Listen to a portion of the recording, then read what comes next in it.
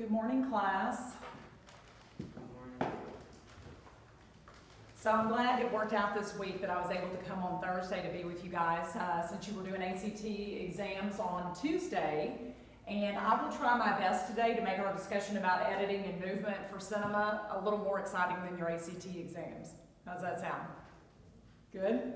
All right, awesome. So we're going to start out just real quickly. I'm going to do roll call. When I call your name, let me know if you've had a chance yet to watch Nosferatu. That assignment is due next Tuesday, so you're going to watch that 1922 film. It's a silent film. I think it's very well done for the time period that it was shot. So you're going to watch that film. You're going to get online in Canvas and comment on a couple of the questions and comment on at least one other student's comment. So you're going to have a little bit of interaction with each other on what you thought about that film. And that is due next, I'm sorry, I said next Tuesday. It's actually due when? Right. Monday. All assignments are Monday night at 11:59 p.m., right? So if you haven't had a chance yet to watch the film, it's a short film. It's not a very long film, and it moves very quick. So I think you'll enjoy it, at least I hope so. So want to make sure that you guys get that done for next Monday by 11:59. Now the good news is, this doesn't happen often, so you can celebrate now. We do not have an assignment this week. So one of the few weeks in this class where you do not have an assignment, which means, what do I expect? Since I'm not giving you an assignment this week, do I expect everyone to get the Monday assignment turned in on time? Yes. Yes, because you have nothing else that you have to do this week to make up that 3-hour credit. Okay? So that's the good news. So as I call your name, let me know you're here and let me know if you've watched. Do you have a question? Yeah. Is there like a link that we can get to the movie, or is there a specific platform? It should be, the link should be in the assignment on Canvas, because it's a free movie on YouTube. You can actually watch it for free. Oh, really?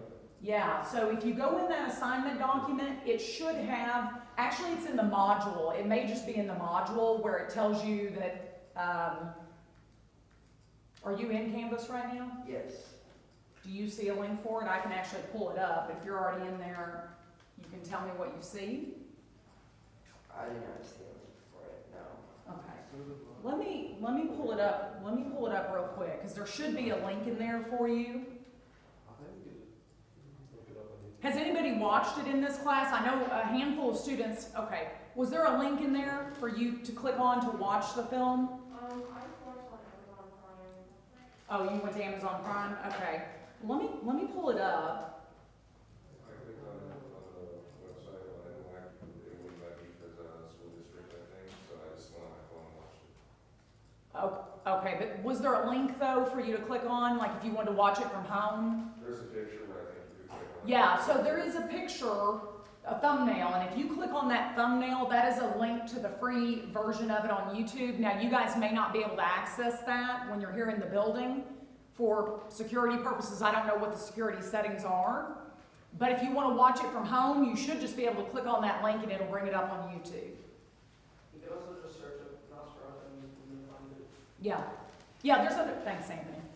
There are other places that you can watch it for free. I just gave you one source for that, just so you wouldn't have to do a lot of searching around to find it. But you should have access to that. And again, this is the very first Dracula movie ever filmed. It's based off of Bram Stoker's Dracula. I think it's very, very well done. And even today, in today's times, the way that they created the character of Dracula, I think is just really spooky. He's really spooky. So anyway, I'm excited to hear what you guys think about it, whether you love it, hate it, could care less. Your opinion matters, and that's what I want to hear.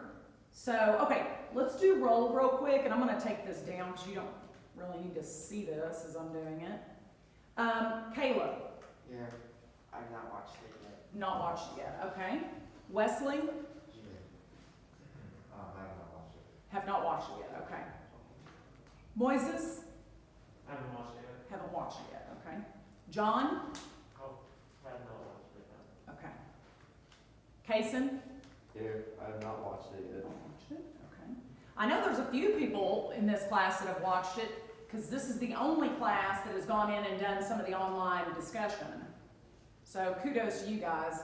The second class is normally a little bit ahead on their assignments, but this time you guys are ahead. So I know somebody in here has watched it. Caitlin, Here, I've watched it. you've watched it. Have you done the online discussion? Yes, ma'am. Okay, you're one of the ones that's done it. Levi, I haven't watched it. haven't watched it yet, okay.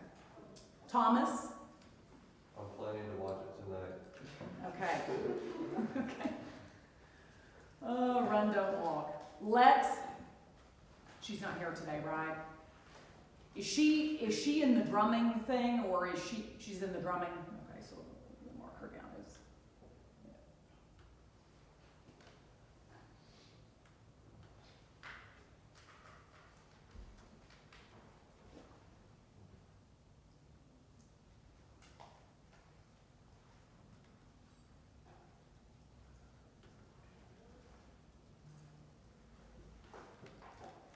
All right, Daniel, I've watched it. you've watched it. Have you done the online discussion? Yes, ma'am. Awesome. Kudos to you. Stuart, You're, oh, you're way in the back. Have you watched it yet, Stuart? Yes, ma'am. You have. Have you done the online discussion? I'm gonna check it right now. Okay. All right. Ethan, Here. have you watched it yet? No, I have not. Okay. Gerald, I've watched like half of it. okay, so you have started it. Sawyer, Here, I have not watched it. not watched it. Okay. And Anna, I know, is out today, correct? Yes. She's an excused absence, okay. All right. We are going to be talking about two different things today. We do not have time in this class, unfortunately, to cover the whole chapter on movement in cinema, which is really fascinating. It's one of my favorite chapters in the book. But we just don't have enough time in a 16-week course to cover everything. So I had to really go through this book and really pick and choose what I thought would be most valuable to you early in your kind of film and video careers. So I am going to pull a little bit of the content from the movement chapter. You'll notice we're going to talk a little bit about it. But primarily, we're going to spend the majority of our time talking about some different editing techniques and editing styles today, because I feel like that's something that you definitely will enjoy learning and be able to use as you progress in your career, okay? But the one thing I want to talk about before we get started is the assignments. So some of you, and I'm not going to name any names, have done an exceptional job on the 4 assignments that we've done so far.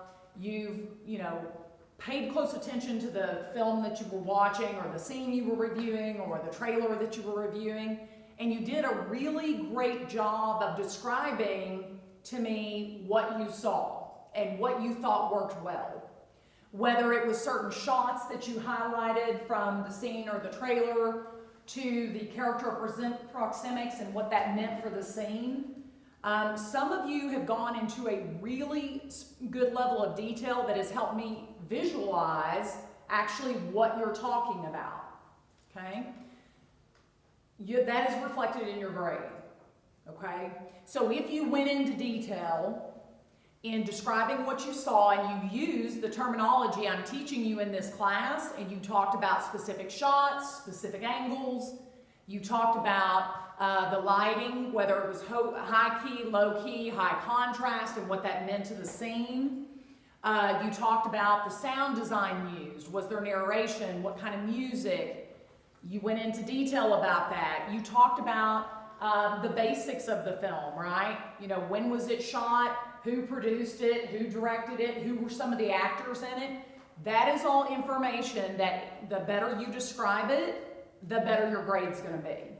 Because I need to be able to envision and visualize what it is you're talking about. Now, in the scene analysis for Rear Window, some of you did a great job of setting that up and letting me know exactly what scene you were going to discuss. Okay? That is how you have to do these assignments. I shouldn't be left guessing what scene it is you're analyzing in the movie. Some of you didn't go into enough detail and didn't tell me what scene you were analyzing, and just by reading what you wrote, because you said things very generic, like, oh, this was a great scene, I like the way it was shot. Well, I don't know what scene you're talking about, and I don't know what made it great for you, and I don't know if you're learning the concepts that I'm teaching in the class. Okay? Am I helping you understand how I want these assignments done? Can we nod or shake our heads so I know there's understanding? Okay.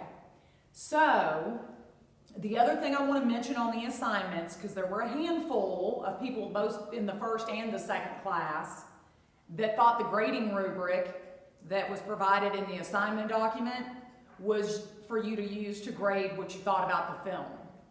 That is not what the grading rubric is for. The grading rubric is to show you how much credit you can get for each of the criteria that you talk about in whatever it is you're analyzing. Okay?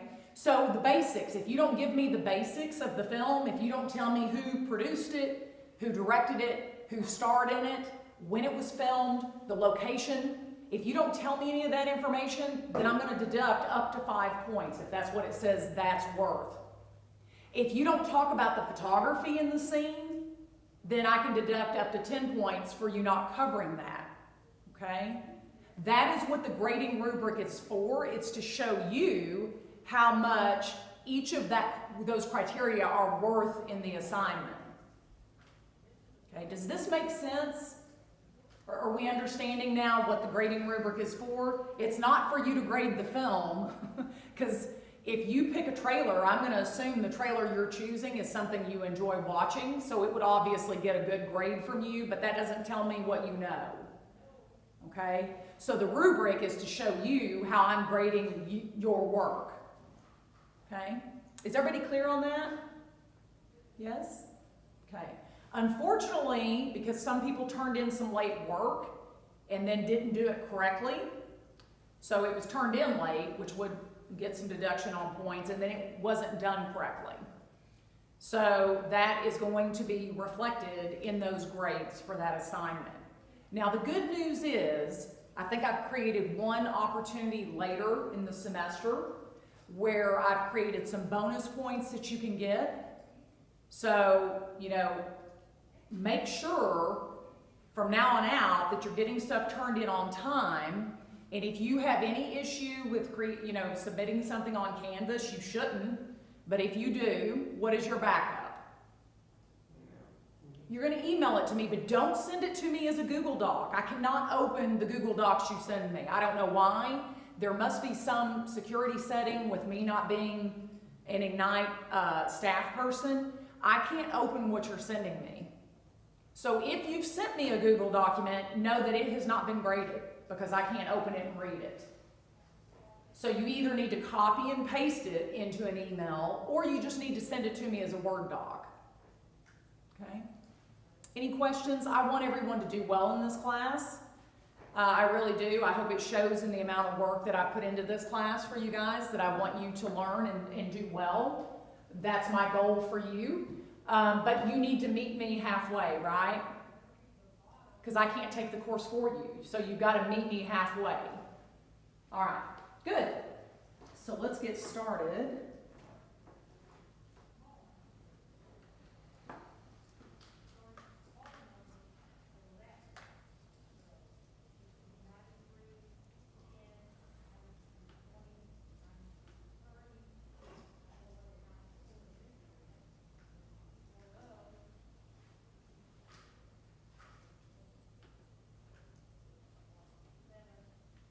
All right, so let's kind of just get a sense of what you guys know about the word cinema, which derives from the Greek. And like the words kinetic, kinesthesia, choreography, cinema means what? Well, what it means, or the answer to that? So which of these things does cinema? Movement. Yes, correct. So cinema, right, don't we call film moving pictures, right? So cinema is the Greek word for movement. And And that's one thing that, you know, one reason I want to cover movement is there's really two types of movement in cinema. One is camera movement, correct? Right? The camera can be on a still axis and it can pan left and right. It can dolly, right? It can move on a track and dolly. It can truck in and truck out. You can have, and I know some of you are doing this, I think, or maybe it's only the second class, or it can be like a drone shot, right? Where the camera is moving to cover a vast locale. What is the other type of movement in cinema? If it's not the camera moving, what's moving? Characters, right? So the characters also create a sense of movement within a scene. So if you think about a movie where you see the character move in a downward motion, so picture, and I'll just kind of set this up, picture a scene where you see a character from a medium shot, so the waist up, and there's a big downward sweep in motion from that character. Okay? What does that tend to suggest? The character's happiness, grief, exhilaration, or joy? When we see a downward movement of a character, what do we tend to know that that means? Grief. Grief. Very good. Okay, good. Whoops. I got carried away on that one. If the character walking toward the camera is a villain, their movement can seem friendly, inviting, seductive, or hostile. If it's a villain and they're moving towards the camera, how will that movement be perceived? Hostile, right? Because first of all, any character coming towards the camera could seem a little hostile, but if it's a villain in particular, we're going to interpret that as a hostile movement. Very good. Okay, blank is especially effective in epic films to convey a sense of the vastness of a locale to the audience. Panning, zooming, dollying, or trucking. So this is something that is going to show the vastness of the locale. Which of those types of shots? I think I heard somebody say it. Panning, right? So think about it. If you want to show the vastness of a locale and you pan across it, the audience gets a good sense of that, correct?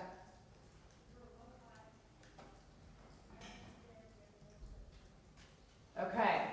I want to hear from some other people in the class that I haven't heard from because you guys are getting scored for oral participation in the class, so make sure you're participating. If a filmmaker wants to emphasize the experience of movement itself, she is more likely to use a straight cut, a tilt shot, a dolly shot, or a zoom shot. Dolly shot. Yes, a dolly shot. That is correct. Right? A dolly shot is not only the camera moving, but typically in a dolly shot, the subject is moving as well, right? So a character might be running, you know, the dolly shot could be following someone on a bicycle, someone in a car, right? You can have a shot that follows that, but that is going to really show that sense of movement because the camera's moving and the subject is moving. Okay, a panning shot is a blank movement of the camera. Someone that hasn't? Horizontal. Yes, thank you, Stuart. Horizontal. You are Stuart, right? Yeah. Okay. I'm still trying to learn everybody's names, so thank you for being kind. If I get your name wrong, don't take it personal. It's not personal. But I am trying to learn everybody's names. Okay. Horizontal. Very good.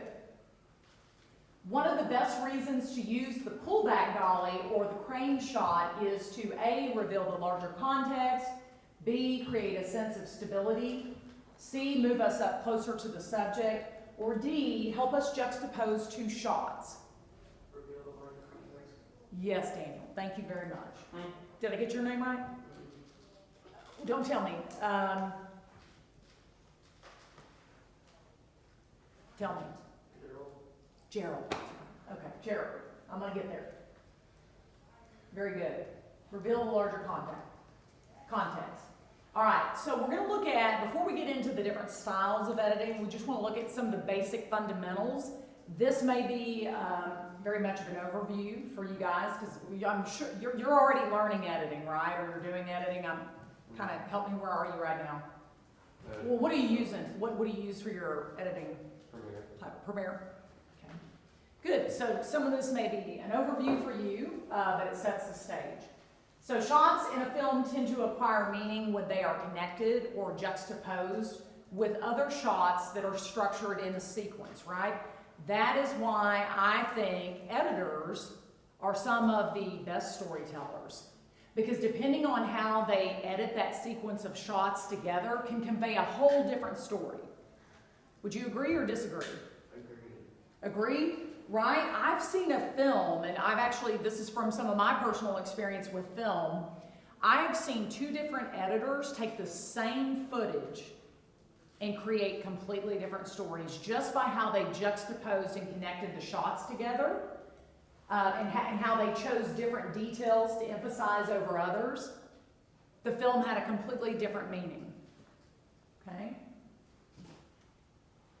Editing is joining one strip of film or one shot. If you're working in the digital world, it's connecting one shot with another, right? So it's how do you sequence those shots together to create meaning? Editing eliminates unnecessary time and space, and we're going to talk about that when we talk about some of the different styles of editing. We'll talk about how that condenses time and space in film. Through the association of ideas, editing connects one shot with another and one scene to another, right?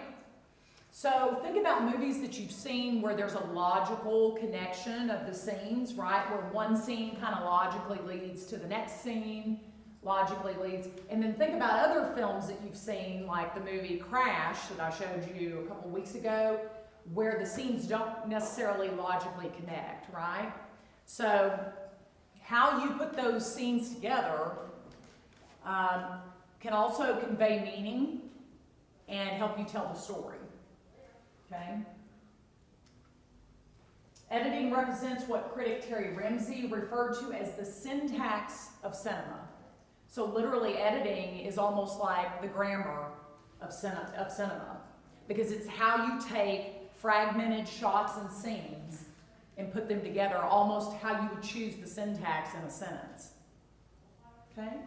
Any questions on just kind of some of the fundamentals? This, like I said, is probably a very high-level overview of what you guys already know, but I think it's important to start there. So we're going to take, before we get into the different styles, we're going to look at something, since many of you in the class have not watched Nosferatu yet. I want to show you the trailer, because it was filmed in 1922, and then we're going to look at a more current horror film. We'll call it a horror film, because Nosferatu back in its day would have been a horror film, right? Nobody had ever seen anything like Nosferatu when it came out. So for audiences back in that day, it was very much considered a horror movie. So we're going to look at, how many of you have seen the 2003 Texas Chainsaw Massacre? Okay. So that's one that literally terrifies me. I love scary movies, but that one literally, because I think that there's really sick people like that out in the world, and I can imagine that kind of thing happening, right? So we're going to look at these two different trailers.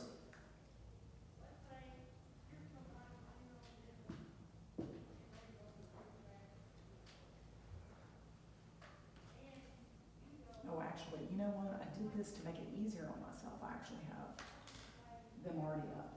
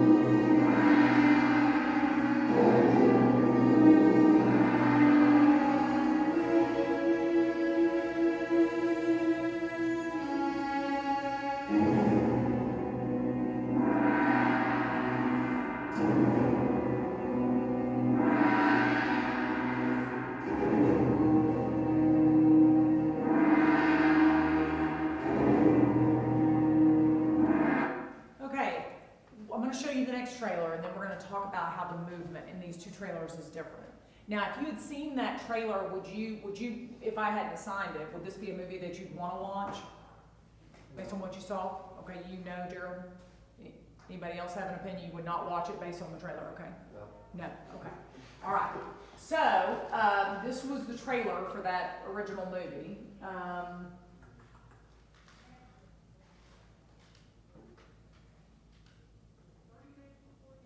they tried to do like a remake of that movie? You know, I don't think so. I mean, not so they've done the Bram Stoker's Dracula. They've remade that, but they've not tried to. And basically, Nosferatu. There was a big lawsuit and everything over that movie because he did not require the rights to tell the story. So there was a huge lawsuit over filming that movie, but. You're into. The award-winning family of Hyundai SUVs has something that'll make everyone happy. Okay, current horror movie for all of you horror fans out there.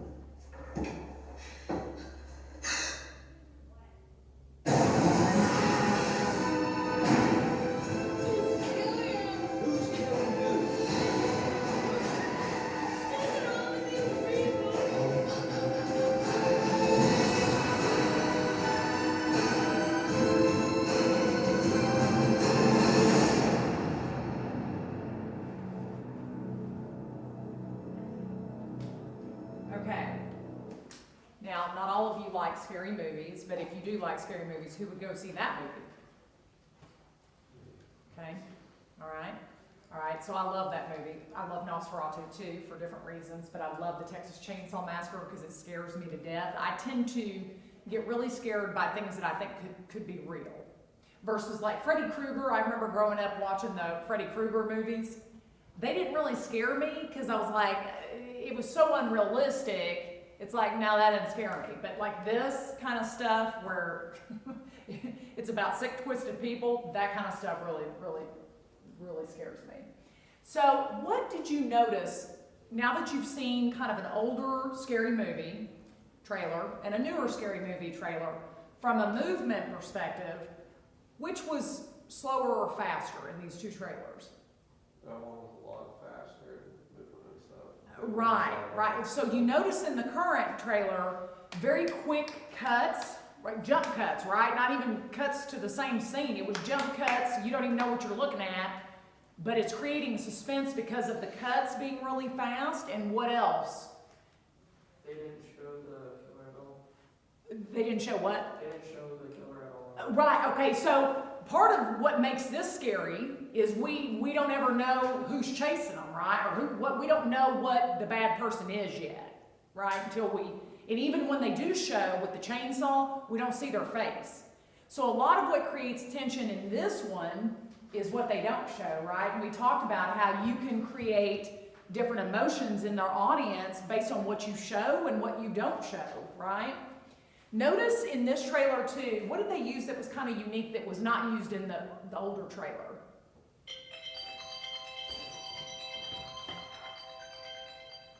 So do you remember in the middle of the trailer where it just went completely black, but we can hear the characters, but we can't see them? Okay? That creates a lot of tension when we can hear something, but our brain wants to know what it is, but we can't see it, right? So newer movies use that. Older movies did not use that technique as much, right?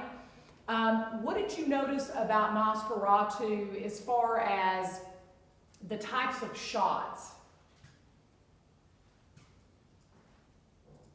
They're a lot like more still and just having the character directly in the middle kind of. That's right. So you notice with Nosferatu, not as much moving camera shots, more the camera is stationary and the subject just kind of walks into the field of view, right? Where the camera shots with Texas Chainsaw Massacre were what? A lot of them were moving shots, weren't they? Right?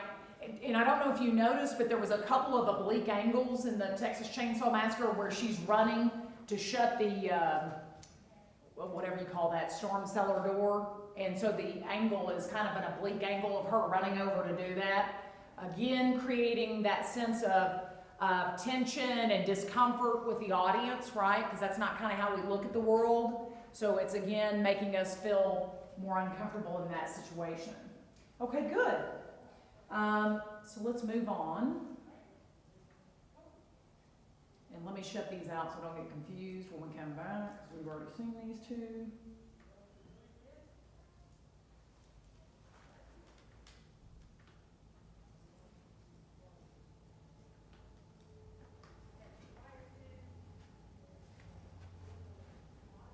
Okay, so now we're going to talk about 5 primary editing styles, okay? Some of these you will see a lot, some of them you may never see, and you'll know which ones when we kind of go through them. So the very first one is a sequence shot. A sequence shot is where the action that's being filmed takes up the entire time of the shot. Right? So there's really no editing to this. This is like, for example, what you mentioned. You set the camera in a still location.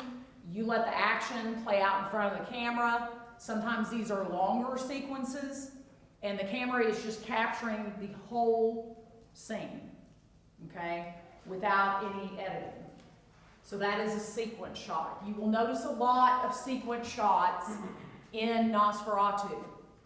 Okay, and you'll notice a lot of those kind of shots where there's not a lot of movement other than the characters coming in to the scene. The arrival of a train, I put that one up there because I think that's great. Do you guys remember when I showed you the arrival of the train where they basically just set up a stationary camera and you get to witness all the activity of people coming on and getting off the train? That's a great example of a sequence shot. The only movement is by who? The characters, right? Or the people being the subject matter. Okay, and then the next one, and this is one that I would expect you guys to be pretty familiar with, even if you're not familiar with the terminology. I would expect you to have an understanding of this one. Cutting to continuity condenses the time and space that it takes to complete an action while keeping that sense of continuity, right?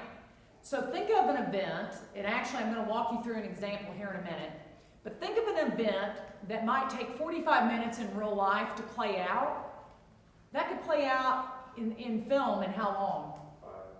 Yeah, 5 minutes or maybe even 3 minutes. It could play out in a much shorter period of time, but in order to be successful, you've got to make sure that there's continuity with how those shots are cut together, right?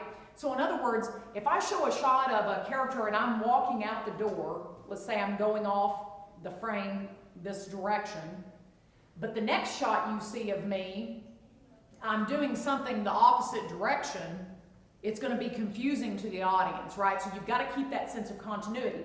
If I go out the door and I'm going off the frame this way, you should see me pulling the door behind me and walking off in the same direction, right? So that it keeps that sense of continuity and doesn't look so jarring that the audience is like, wait a minute, I thought they were leaving. Are they leaving the office or going into the office, right? So you can condense the time and space, but you still have to keep the continuity of the action. Classical cutting is a style of film that was actually introduced back in 1915 with D.W. Griffith's The Birth of a Nation. So that was really Broadway, if you want to think of Hollywood, I mean not Broadway, Hollywood's very first true feature-length film, The Birth of a Nation. I will not be showing that film to you guys because there's a lot of criticism around it for just reasons because of the racism in it, so I will not be showing that film, but I'm going to show you one scene from it, which is the assassination of Lincoln. Okay, so I want to show you that one scene. But classical cutting, what you need to know about this style is that it interprets an action by emphasizing certain details over others. Okay, so what do I mean by that? What do I mean by emphasizing certain details over others? Take your best guess. We talked about it a minute ago when I talked about the editor is really the true storyteller, because they can pick things and emphasize certain things in the story over other things. So I can choose to show a reaction shot or not show a reaction shot. Depending on what I choose to show you, might determine how you feel about what's happening in the scene, correct? That is classical cutting, where you're picking and choosing what you want to emphasize over what you don't want to emphasize. Okay? And we're going to go into some other things that D.W. Griffith is really kind of known for bringing to the world of editing. And he is really kind of USA's contribution to the world of editing. So that's why we're going to talk about him. But let me show you this scene from Birth of a Nation so you can see what I'm talking about.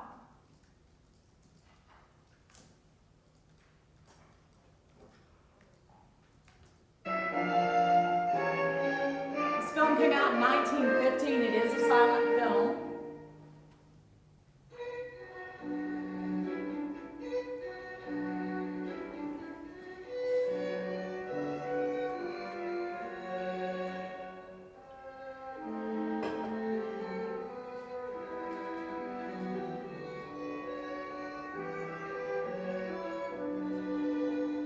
So that's his bodyguard sitting outside his opera booth room there to protect him.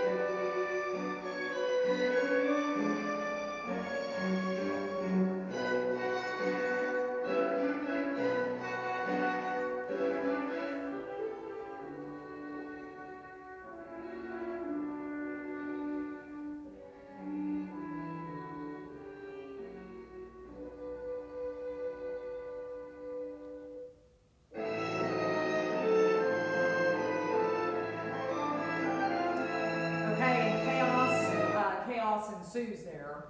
But let's talk about, was there cutting to continuity used in that? Yeah. These styles aren't exclusive. That's why I wanted to mention that point, right? These styles kind of can blend and intertwine and be used together. Cutting to continuity is used because he's watching an opera. How long does an opera typically take? Hours, right? Some of them are 4 hours long. I mean, some of the operas are really, really long productions. Are they condensing time and space? Yeah, they're condensing time and space of what the event that's happening, right? So they're showing us enough information that we know that he's there, that Lincoln's there to watch an opera or a play. I think it's an opera, but anyway, a play or an opera. And we also know that his bodyguard wants to see this show as well, right? So he sort of leaves his post, right? They show us that detail, right? They choose to show us the bodyguard was there watching him, taking care of him, and then he leaves to go watch the production as well. Now, classical cutting, what details did they emphasize? What are some of the details that they chose to emphasize? Did somebody notice John Wilkes Booth? Did somebody notice John Wilkes Booth when he was watching Lincoln? Who noticed him?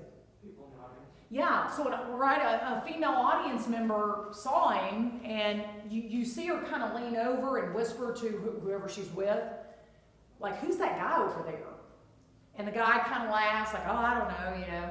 But then she's like, no, let me see your binoculars. And then she looks through the binoculars, and what does she see? She sees him very adamantly looking towards Lincoln, and he looks kind of suspicious, doesn't he? Doesn't he have sort of a suspicious look on his face? Okay, so classical cutting is taking that moment in time and emphasizing it so that the audience understands what's about to happen. Right? So now, we've now been set up that, oh wow, the president may be in trouble because this guy, something's fishy about this guy. Right? What other details does the filmmaker want us to notice? Think of another moment that the filmmaker really calls out.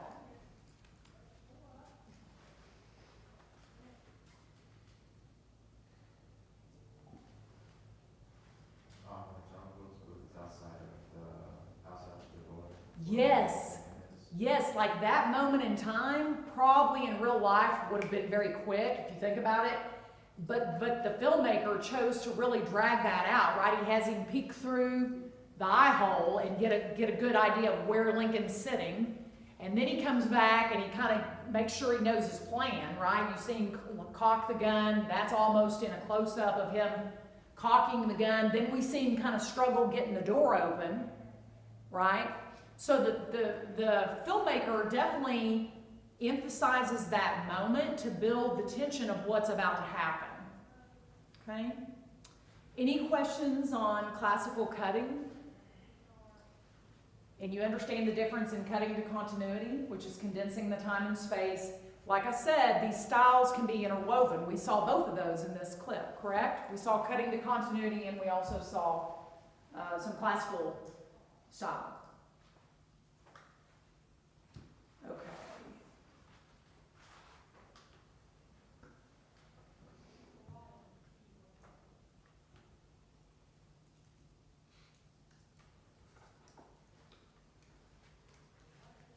So we talked about that, we talked about that. The next one, let me, on classical cutting really quickly, because I didn't mention this. Remember when we looked at A Trip to the Moon, I showed you just a real short clip from A Trip to the Moon, which was the very formalist film that I wanted you to see an example of. That clip that I showed you, do you remember they're all getting loaded up in the spaceship to go to the moon? Do you remember how long that took? They're waving everybody off, they load into the spaceship, then we see the spaceship get shot off to the moon, and then we see the spaceship land on the moon, and then we see everybody kind of jumping out of the spaceship all excited to be on the moon. Literally, it took about 10 seconds of film time. So there's an example of cutting to continuity, right? We knew what was happening based on the sequence of the shots that we saw, but it eliminated the unnecessary time and space of how long it would really take to get somebody to the moon, right? So we see that happen very quickly. Okay, so the next one is thematic montage. This particular editing style, really, I think it derived from the Soviet Union. They were the first ones really to start using it because it's more of a formalistic editing technique. So the Soviet Union, in their early filmmaking, they did a lot of formalistic type work, and so this was primarily the editing style that they used for most of their films. But it's where you connect and juxtapose a shot to kind of argue a theme or a point and to create meaning. Okay? So it's how you connect or juxtapose two shots together to either argue a point or a theme, to make, a point or argue a theme, or create meaning from those two shots and how they're put together. So let's look at an example of this. We're going to look at an older movie again. I'm going to show y'all some current stuff, but some of these I think are great examples to look at from older films. So this is from a movie called Battleship Potemkin. Sergei Eisenstein was the director of this film. It came out, I think, in 1915. So about the same time The Birth of a Nation was coming out. Actually, this came out in 1922. So it was several years after The Birth of a Nation. But this is also a silent film. It's set during 1905, during the Soviet Union, when the, what's the word I'm trying to say? When their revolution was happening. So the Cossacks and the Soviet Union were in a huge revolution, and this is what the film is about. So you're going to notice it's a very, and I'm not going to have you watch the whole film, but I want you to see one clip. There's a lot of violence in this movie because it is about war. So it's a wartime movie.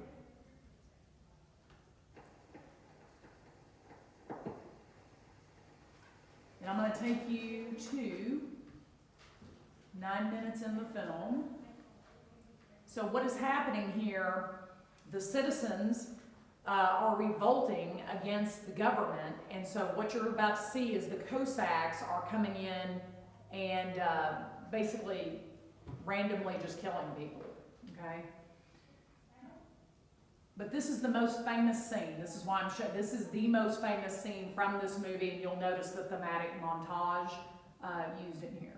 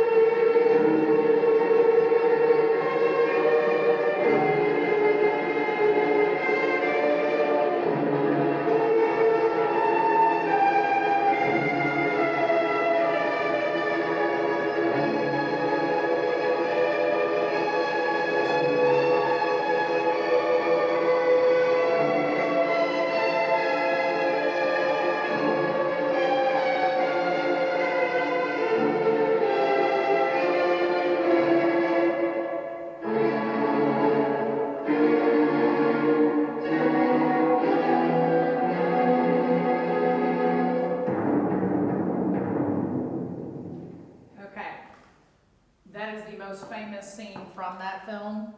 That's why I wanted to share it with you. What did you notice about, so the baby in that scene is a symbol for what? What is the baby a symbol for?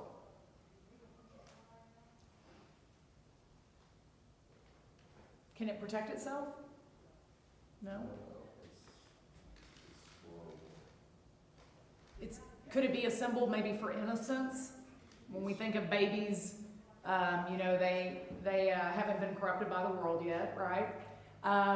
They can't really protect themselves, right? So they rely on a caregiver to care for them. In that particular scene, what do you think that filmmaker might have been saying about war?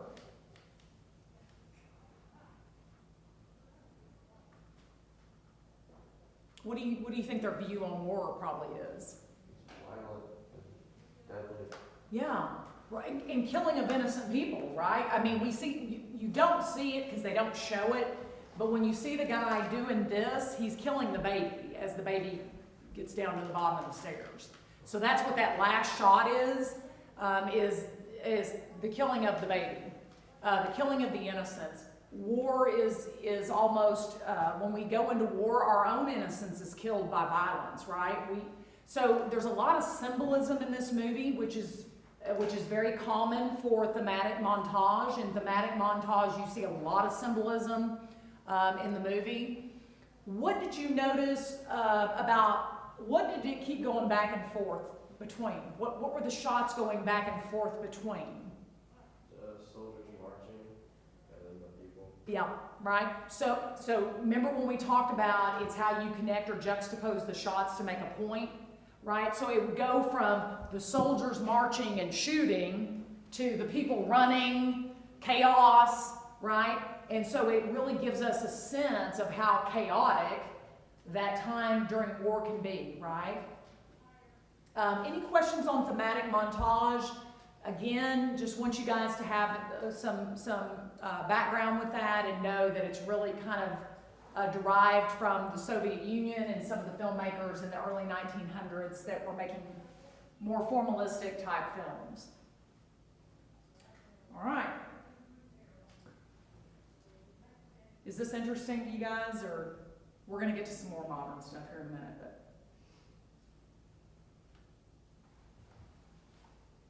we're not going to spend a lot of time on the last one, but I will mention what it is. So remember when we talked about avant-garde film that was on the far end of formalism, right? I shared one thumbnail with you. So abstract cutting is what is used in a lot of avant-garde films, but it's purely focused on form without any real recognizable subject matter. Excuse me. So abstract cutting, you will see a lot of that in avant-garde type films. And it's really focused on form and creating beauty. All right. So again, talking about cutting to continuity. Really, this started again with D.W. Griffith in the early 20th century. A technique used in most fiction films even today, even if only for the exposition purposes, to set up the scene and make sure the audience understands what is happening in the scene. But it tries to preserve the fluidity of an event without literally showing all of it, right?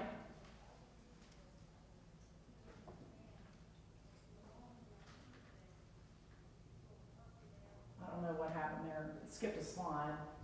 Let me go back and see if that's anything important.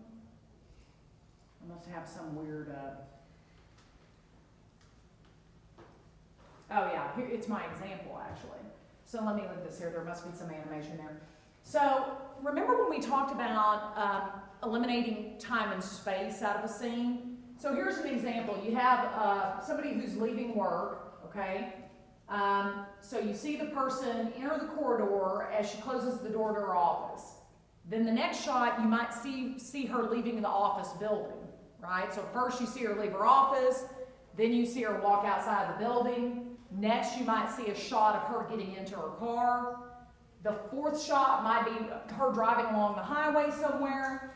And then the fifth shot may be her pulling into her driveway. Okay? The connection of those shots does what? If you saw that sequence of shots, what would you know?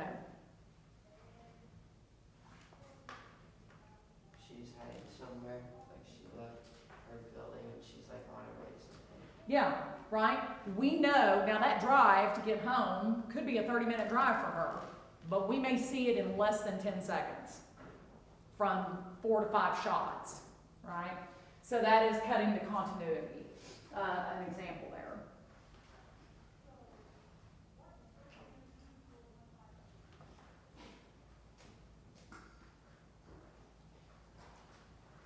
Okay, so cutting to continuity, some principles that you need to know. There can't be any confusing breaks in an edited sequence of this sort, because if there's a fragmentation in how those shots come together, like for example, if we saw the lady leave the office and then we saw her leave her building, and the next thing we saw was she was opening another door, but we didn't see that she pulled into a driveway, would we know what was going on? Would we know where she is, right?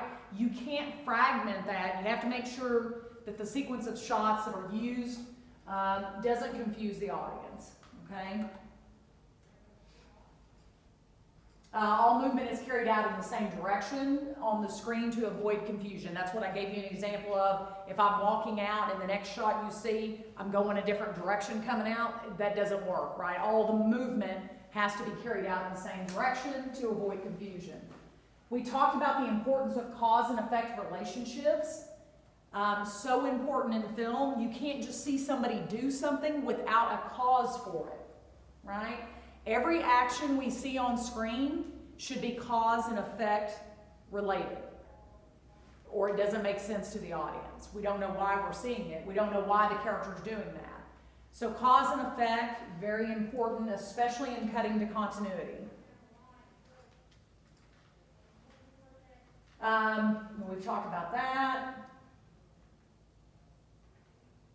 Okay, establishing shots.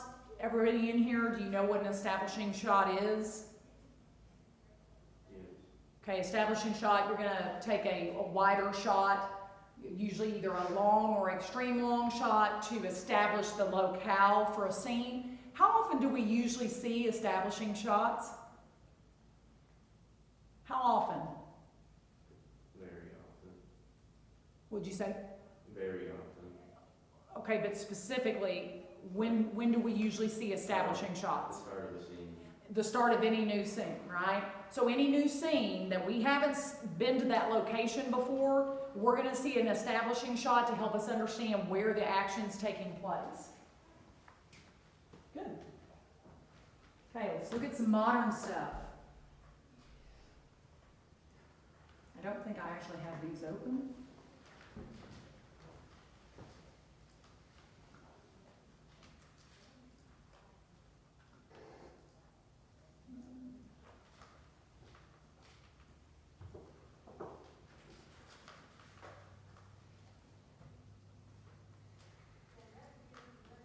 So any Lord of the Rings fans? We believe that each and every ingredient matters. Our deodorant is made with natural ingredients, designed for sensitive skin and proven to last all day after day. Get 30% off your first purchase with code WORRYFREE at eachandevery.com.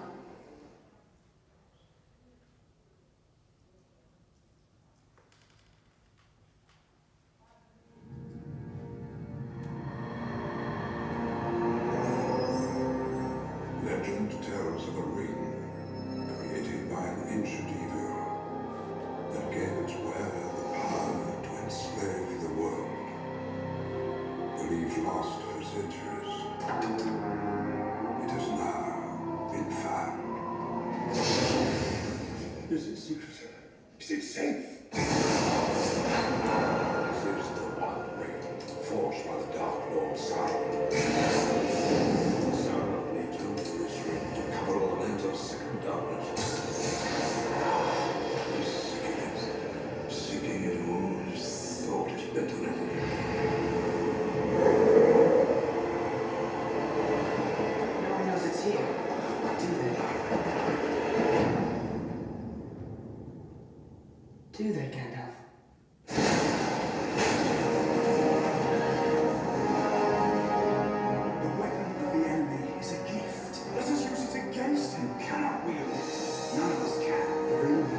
destroyed. It was made in the fires of Mount Doom. Only there could it be undone. I know what I must do. I'm afraid to do it. You mustn't simply walk into mortar. There is no other way.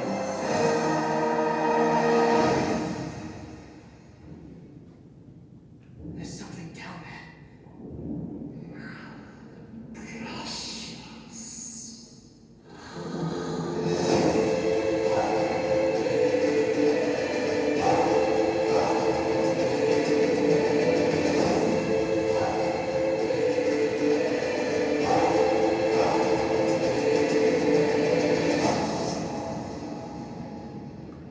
Are you frightened?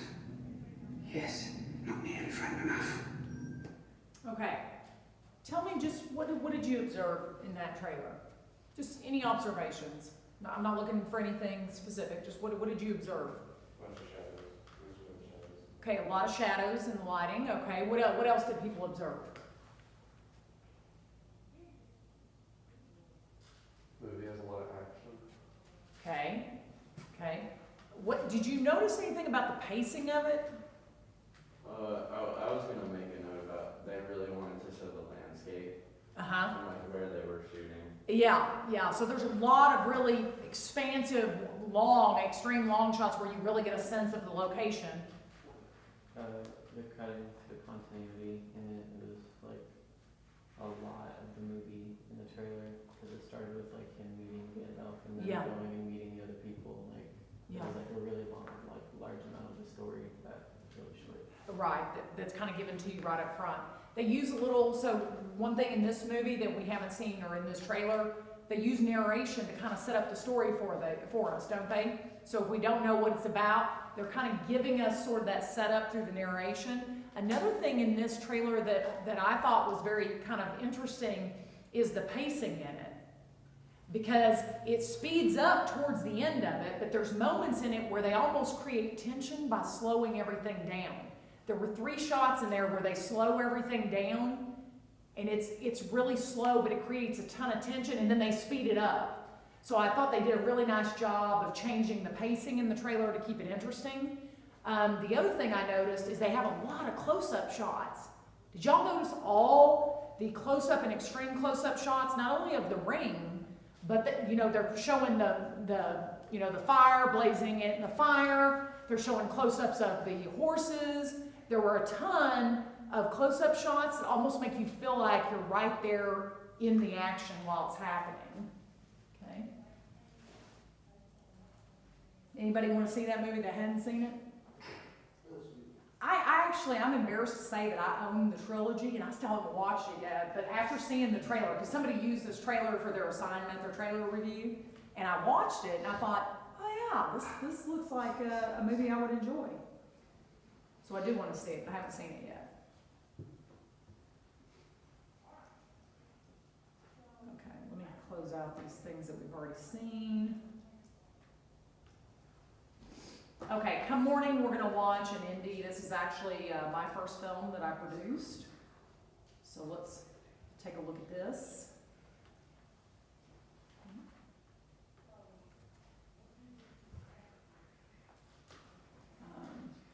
Because there's some unique things in here.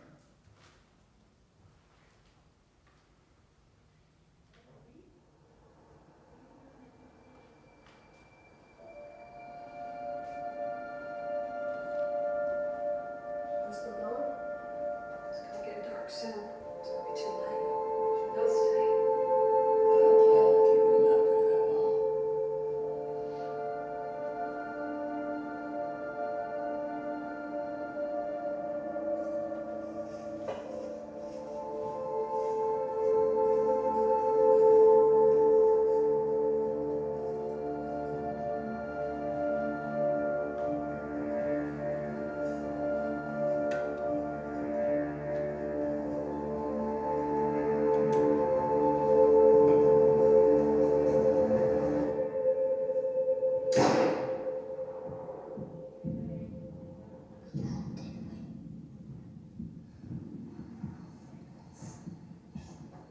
Stay where you at.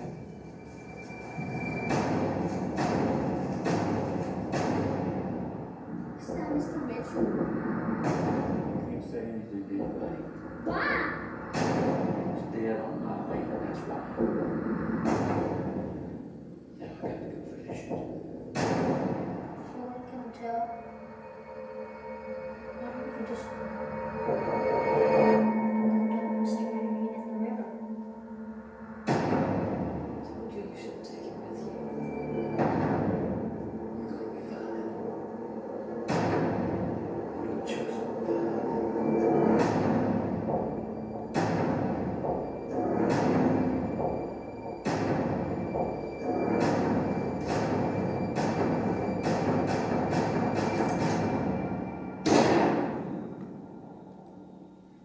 There's a time to keep your mouth shut.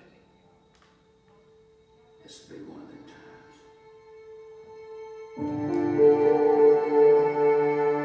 Okay, tell me, what did you notice in that trailer? The transition to the end, that sound effect, that kind of sounded like a gunshot. Uh-huh. Okay, good, good. What else did you notice? Fast cuts. Fast cuts, yeah. Did you notice anything about the coloring of the movie? It's very dark, isn't it? And I would say the primary lighting in there is high contrast with lots of shadows, right? Some low-key lighting. You saw some shots that had some low-key lighting where it's very moody. But lots of high contrast where you see really stark shadows. Because most of it was shot at night, and we wanted to use that to create a sense of the tension between the characters, too. What else did you notice? You had your hand. There was a lot of close-up shots. With a lot of close-ups, yeah. So you really get a sense of how the characters are feeling.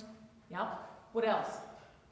Like you said, with the coloring, it was super desaturated and dark, but then they were wearing really, really vibrant vests that Yeah. really stood out. It made it stand.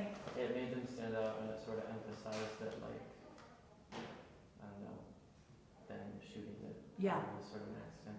Yeah. But Right. Yeah. Right. What kind of shot? There's actually two of these shots in the film, but you only see one of them in the trailer. What kind of shot did he use to reveal that it was an accidental shooting of Marion Mitchell? It was a bird's eye shot, right?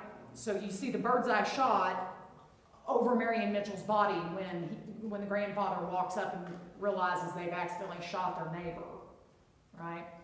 You see a bird's eye shot, right, which is directly over on top of the subject. Yes. And it was like the crane shot that you talked about earlier, where it revealed larger context, so that went from showing them to like, a new thing that we didn't know. That's right. That's right. So using that bird's eye shot to reveal a larger context of what's happening in the scene, right?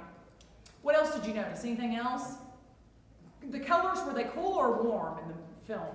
Cool. Cool tones, right? Lots of blues, shades of gray, right? Cool tones. Anything else did you notice? You're going to get to watch this movie. It's actually one of the online discussion films. So it'll be one of your online discussions that you'll watch, kind of like what you're doing right now with Nosferatu. You'll get to watch this movie and then comment on what you thought about it. Okay? Any questions so far? Is this fun, getting to go back and forth and kind of look and discuss? Is this helpful? Okay. We're going to look at one more for you comedy lovers, because I don't want to leave you comedy people out. I love comedies myself. So let's take a look at a comedy and see what's different. Let's see what's different. Who likes any Will Ferrell fans? We got anybody that likes Will Ferrell movies?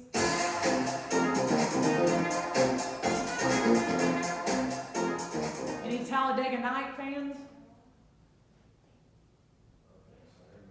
Okay, haven't seen it yet. All right. As a boy, Alright, now you sit down. I'm gonna go grab some milk real quick. Ricky Bobby had a one-track mind. I'm going fast.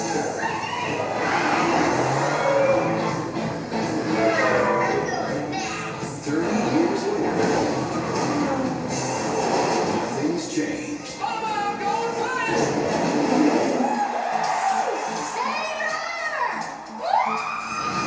Please be 18. Dear Lord, baby Jesus, I want to thank you for my family. My two beautiful sons, Walker and Texas Ranger, and of course my red-hot smoking wife. a big, hairy American winning machine. That's awesome, though. You don't have to be quick. We go together like Chinese food and chocolate pudding. Cal, those two things don't really go together. If I say peanut butter and Ladies. Yeah, jelly. jelly. I was You gonna like to say, put jelly on a lady? be fast. I feel like a mongoose stalking its prey.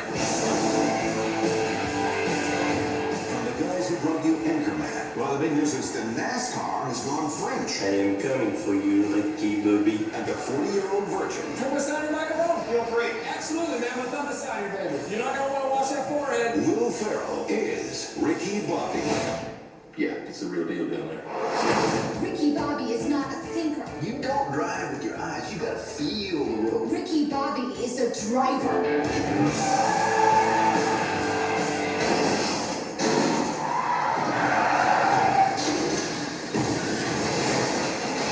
I'm embarrassed. I really thought I could feel it. Talladega Nights, the ballad of Ricky Bobby.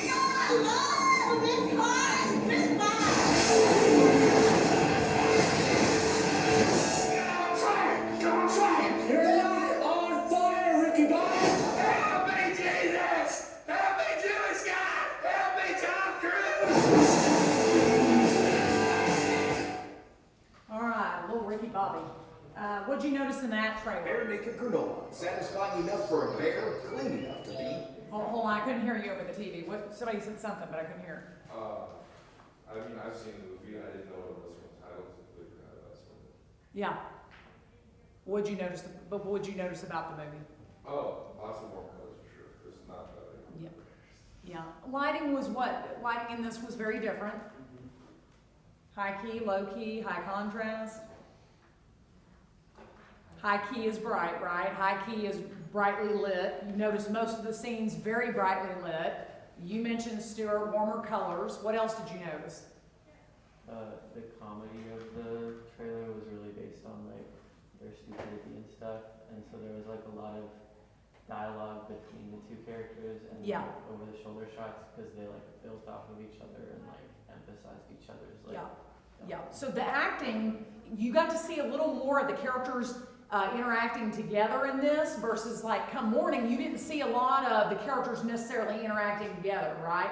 This one, because comedy is a timing thing, you see more of the characters interacting together so that you get a sense of that comedy. That's good. What, you had your hand in? No, I was just stretching. Oh, okay. Yes. The music stops a lot for comedy. Yeah, that's good. That's a good one. Okay, so we notice how with this one, very different from some of the previous ones, right? The music. Yeah, the music, the pacing with the music too, you know, kept it kind of upbeat, you know, exciting, right? It wasn't building the same kind of tension than what we saw the music in Come Morning, right? All right.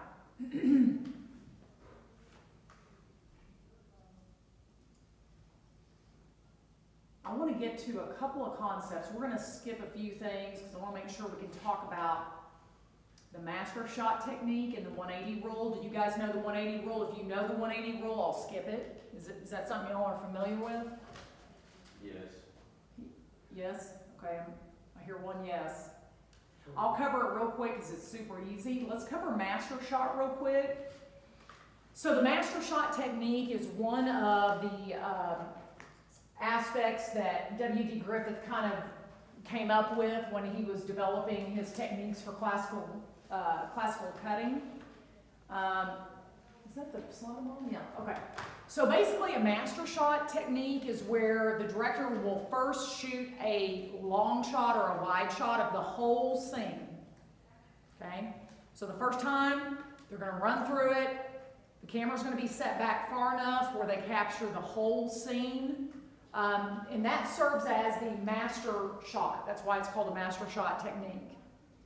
Then what happens is the director will then set up the other cameras to capture the medium shots, the close-up shots, the over-the-shoulder shots.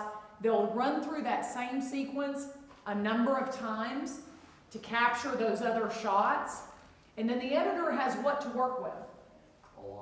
A lot, right? Because the editor can then cut back and forth from that master shot to the close-up, or, you know, to the medium shot or the over-the-shoulder shot. That gives the editor a lot to work with, and the master shot is what kind of preserves the continuity, right? Because you're going to cut back and forth to that master shot. A lot of people do it too because it's economical. It's economical to have your master shot and then do it a couple more times to get your close-ups versus trying to shoot and then stuff doesn't edit or cut together very well, right? And then you have to reshoot the whole thing again. So economical reasons for that, as well as making it easier for the editor to have plenty, okay, we talked about that. Yeah, okay, so we've talked about all that. Any questions on the master shot technique? This is still used by directors today. We use the master shot technique in filming both Come Morning and the second film that I did. We used the master shot technique where we filmed everything as a wide shot first and then went in and did our mainly for us, we only had one camera because we were shooting, the camera we rented was like, I forget, it was an insane amount of money. Like I want to say $15,000 a day that we had. So it was an expensive camera to rent. So we had to do this technique because we didn't have multiple cameras. So that's another reason you could use that. Okay, 180-degree rule. I want to cover this real quick because it's important to understand it in case you want to break it. Rules are sometimes meant to be broken. So the 180-degree rule says that if you draw an axis through a scene, the cameras need to stay on the same side of that axis, right? To prevent distorting the audience. So for example, if this is your wider 2-shot, this camera is going to pick up your 2-shot, and then you have a camera 2 and 3 that are going to get your close-up shots for you. These cameras need to all stay on this side of the line. Because what would happen if you got your 2-shot here? What happened if you grabbed camera 2 and shot this guy from this angle, but you're shooting this guy from that angle? What happens? It's like they're like actually conversing with each other. It would, yeah, exactly. It would be very distorting because it wouldn't look right that this camera is picking up the guy from this angle, but yet when we see this guy, we're almost seeing him from, it would almost look like they're standing on the same side of the room instead of talking to each other. So you want to keep your cameras on the same side of that. That's why it's called a 180-degree rule, because you're keeping the cameras on the same side of that axis. Now there are directors and there are times when you do want to move the camera to the other side, but it's primarily in action films where you're trying to distort the audience. Like you want the audience to feel distorted. And I'm going to show you an example of that. Any Matrix fans? Okay, we'll see a clip from that where that 180 rule is intentionally broken to create distortion. But if you're shooting a realistic story, would you ever break that 180 line? In a realistic film, probably not. Okay. Any questions on the 180 rule? Okay. What does that say? During fight scenes, yeah. Okay, kind of what I just told you. You can use it to make the audience feel threatened, distorted, or anxious by violating that rule. And there are certain directors. Quentin Tarantino is known for breaking the 180 rule. And you notice if any of you watch a lot of his movies, he breaks that 180 rule a lot. It's very distorting. Okay? So let's look at some clips.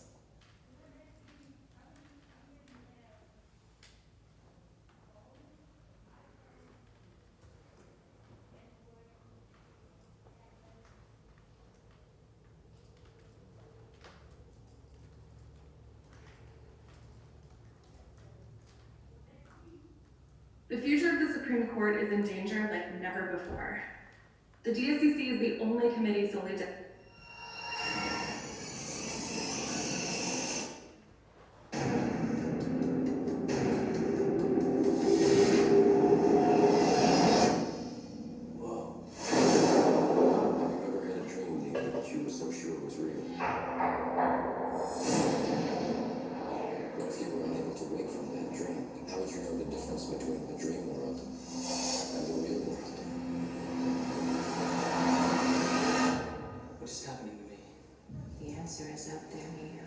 It's the question that drives us.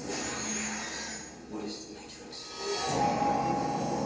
The Matrix is the world that has been pulled over your eyes to blind you from the truth. What truth? They're watching you, Neo. Human beings are a disease. We are cancer of this planet. We are the cure.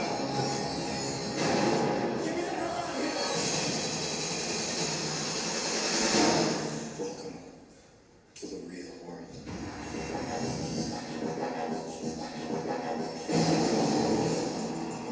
So you're here to save the world. Something new. Guns. Lots of guns. No one has ever done anything like this. So it's going to work. Buckle your seatbelt to our feet. Because Kansas is going bye-bye.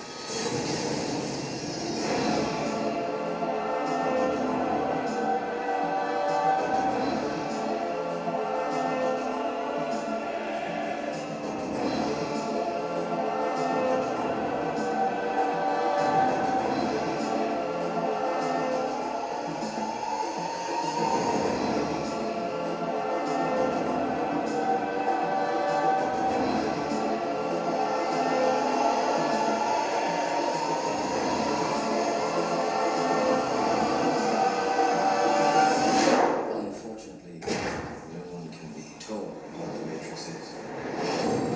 You have to see it for yourself. Okay, quickly, what did you guys notice in that trailer? What'd you notice? Pace was Extremely fast. extremely fast, okay. What else did you notice? Special effects. Lots of special effects in this movie, correct? Okay. Movement? Lots of movement or not? Lots of movement in this film? Yeah? By the camera, the subjects? Both, right? A lot of movement by both, right?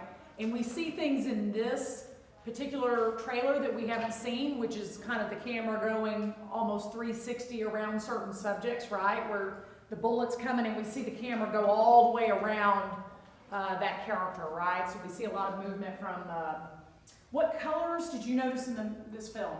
What's the color palette? Yeah. Yeah, greens, blacks, and grays, right? Darker, kind of darker tones. What did you notice about the lighting? Was it darker movie or brightly lit? Darker, except when we see them in the white, when they're in the white room where everything's kind of white around them, which really pronounces them being all dressed in black. But primarily, most of the scenes are darkly lit, like probably low key. I did see a couple of scenes that looked like they were high contrast, lots of shadows. To me, I've seen the movie, so I like kind of read it, but it seemed like when they're like in the Matrix, the lighting is a little bit lighter and more like Yeah. kind of interesting, and then whenever they're like out of it, It's dark. a lot of the colors are darker. It's like just generally darker and not as well lit. Yeah. So even with the lighting, right, the director can kind of create those differences in the worlds that they're in, right? That's a good call. Okay, one more. Let's do one more here. Do we have any Stephen King fans? Anybody like Stephen King? Okay. I think I've read almost every book that Stephen King has written. But this is actually one of my favorite of his movies, or of his books that have been made into movies.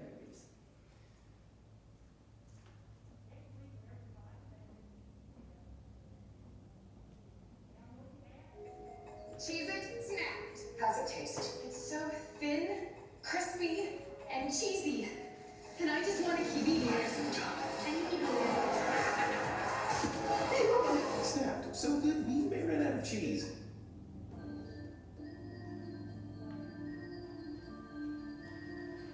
You're almost dry.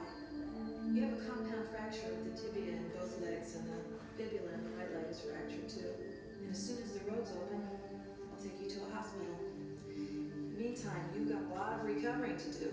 There is nothing to worry about. You're gonna be just fine. I'm your #1 fan. My name is Annie Wilkes. I think one of my clients, Paul Sheldon, might be in some kind of trouble. You mean Paul Sheldon, the writer? Everybody sure likes those misery books. We have it at the store, Paul. They said he checked out last Tuesday. Isn't that a little strange? This was kind of a miracle you finding me. Manuel is following you. You're following me. Oh, Paul, I've read everything of yours. The misery novels. You must be a good man. You could never have created such a wondrous, loving creature as Misery Chastain. Very kind. The presumption must now be that Paul Sheldon is dead. You dirty bird. How could you? Misery Chastain cannot be dead. Misery Spirit is still alive. I don't want her spirit! I want her! And you murdered her! You don't think he's dead, do you? And don't even think about anybody coming for you, because I never called them. Nobody knows you're here. And you better hope nothing happens to me. Because if I die, you die.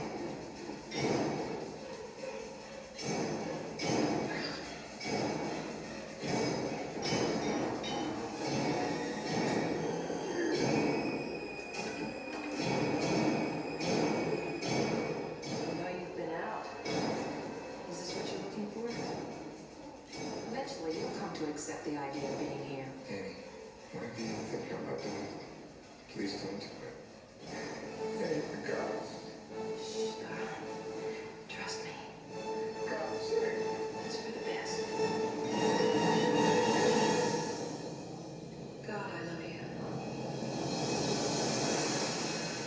All right, sadistic. What did y'all think about that trailer? What did you notice? What did you notice in there? Suspense. Okay, what made it suspenseful for you? Just the build-up from her seeming like a really nice person, being a fan. Right, so that's one thing they call out in the trailer, right, is that switch in her personality once he kills off the character that she is, you know, loves reading. We see a total change in her personality, right? What else did you notice? With the music, or was the jump cuts with the M-I-S-E-R? Yep, right, so they used the jump cuts with the spelling of the name of the movie, which was kind of cool, I thought. What else? Did you notice something, or you just... Oh, okay. What was the pacing like on this one? A little slower. It was slower paced than some of the other suspense ones, right? So the pacing was a little different. It was really calling out more of the what?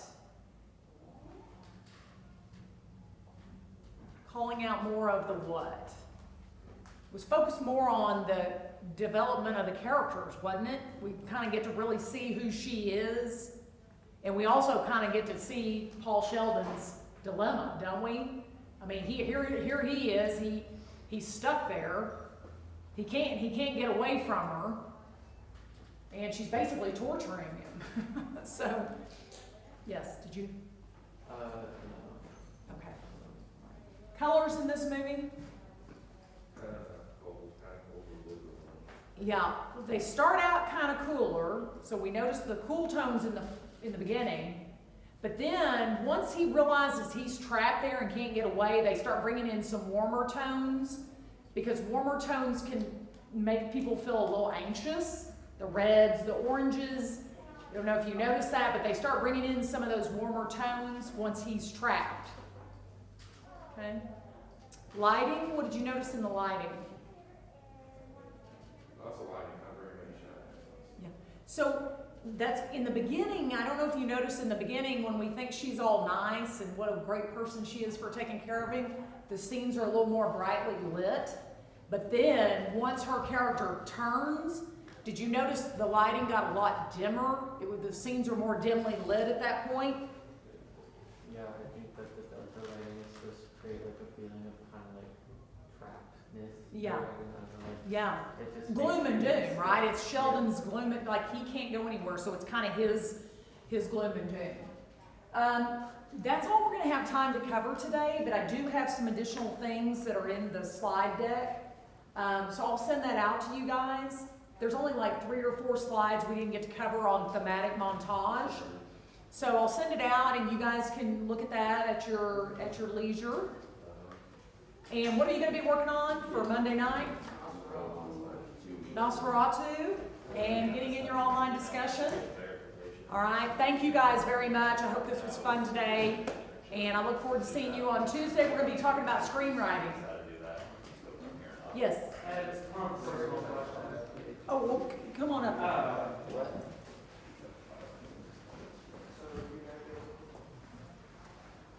So, for the first 3 assignments, they were missing that they get my login information.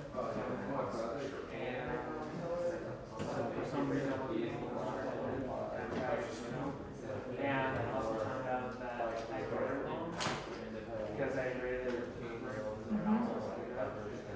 Would you still accept it if I was getting I will.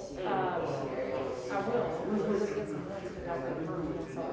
Okay. Because they could have been emailed, I mean, people were emailing me stuff from a very early assignment. How, did you say you did email it? Yeah, but you said you had trouble. Was it Google Doc? Yeah. Yeah, I can't open anything in Google Doc. So go ahead and send it to me. Like I said, there is an opportunity later in the course to make up some bonus. So, you know, hopefully whatever you missed from these 3 assignments, you can make up towards the end. Okay? Thank you. Yeah, send them to me, just make sure it's copy and pasted, or as a Word doc.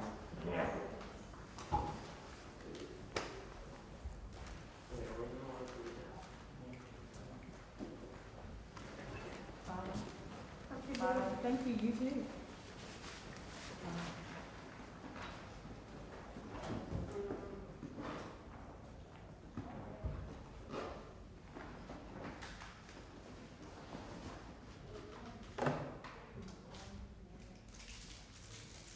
Bye. Have a great week. You too, thank you.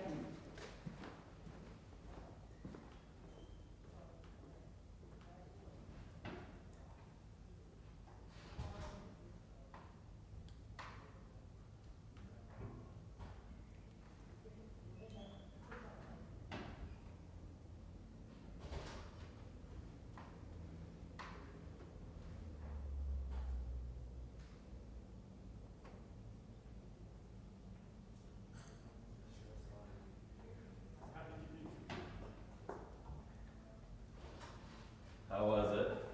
Good. Good. I think they, I try to mix it up enough that I keep them on their toes. Yeah. They never know what to expect, so